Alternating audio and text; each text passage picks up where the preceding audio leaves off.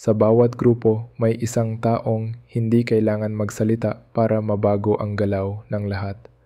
Sa bawat opisina, bawat meeting at bawat social gathering, may mga nakatagong batas na hindi natin sinasabi pero sinusunod ng karamihan. Kadalasan, gumagalaw ang mga tao ayon sa daloy ng karamihan.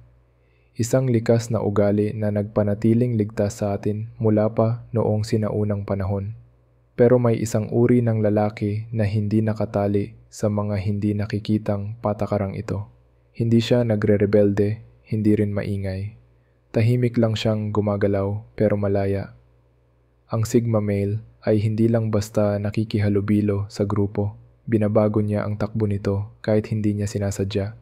Sa pagpasok pa lang niya, parang may gumagalaw na enerhiya na nagbabago ng ritmo ng paligid.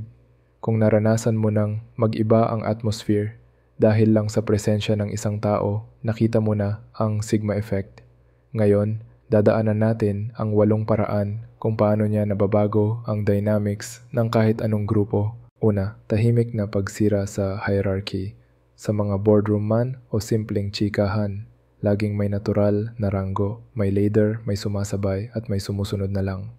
Maraming tao ang komportable sa ganitong sistema, pero ang Sigma kumikilos na parang hindi umiiral ang hierarchy, hindi niya kinakalaban ang leader, hindi siya nagyayabang, pero kakaiba siyang kumilos, pareho ang respeto niya sa pinakamataas at sa pinakabago sa team. Hindi siya humihingi ng permiso at hindi rin siya naghahanap ng special treatment dahil dito unti-unting nabubura ang pader ng power dynamics. Ipinapakita niya na ang tunay na respeto ay nakukuha sa galing at ugali, hindi sa posisyon. At kapag nakita ito ng iba, nagsisimula silang mag-isip ng mas malaya. Pangalawa, ang kapangyarihan ng hindi pagiging reaktibo. Sa loob ng grupo, halos lahat ng tao ay nag-a-adjust para magmukhang tama. Tumatawa kahit hindi nakakatawa, sumasang-ayon kahit hindi totoo, o nagre-react para lang ma-fit in. Ang Sigma ay hindi ganoon. Tahimik siyang nagmamasid, hindi nagpapadala sa pressure. Dahil dito, parang nagkakaroon ng salamin na sumasampal sa pagkukunwari ng iba. Nababawasan ang acting. Mas nagiging totoo ang mga reaksyon. Sa presensya niya, ang grupo ay mas nagiging sincere, hindi dahil pinilit niya, kundi dahil ramdam ng lahat na hindi kailangan magpanggap. Pangatlo, pagbago ng batayan ng value. Sa maraming grupo, ang sukatan ng halaga ay nakabase sa popularity, itsura, talino at kung gaano kaingay. Pero ang Sigma ay may ibang batayan, kakayahan, integridad, kalmadong kumpiyansa at independent mindset.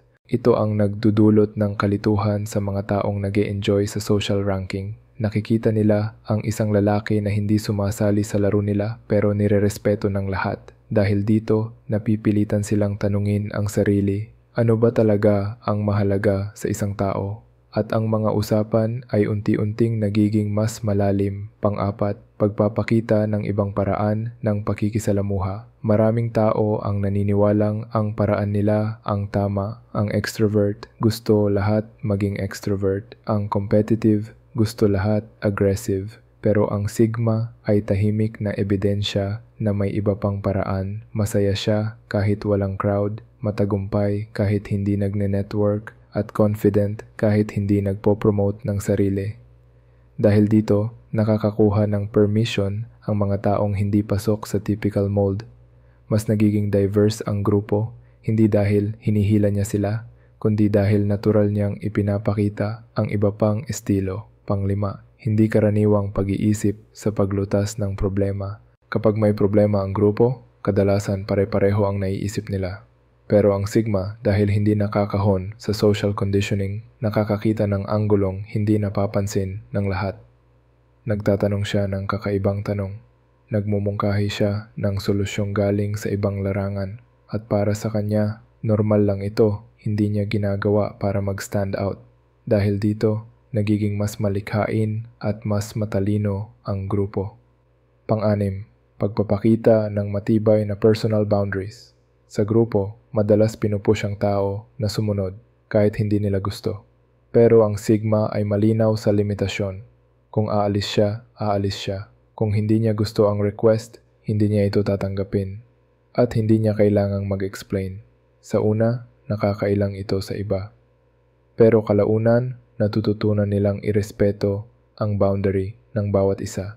Natututo ring magsabi ng hindi ang iba dahil nakikita nilang walang masama doon. Pampito, ang kawalan niya ng dependency sa grupo. Karamihan ay naghahanap ng validation at approval ng iba, pero ang Sigma kumikilos ng hindi umaasa sa pag-aproba ng sinuman. Hindi siya madaling kontrolin dahil hindi siya takot na maiba. Hindi niya kailangan ng crowd para masabi kung sino siya.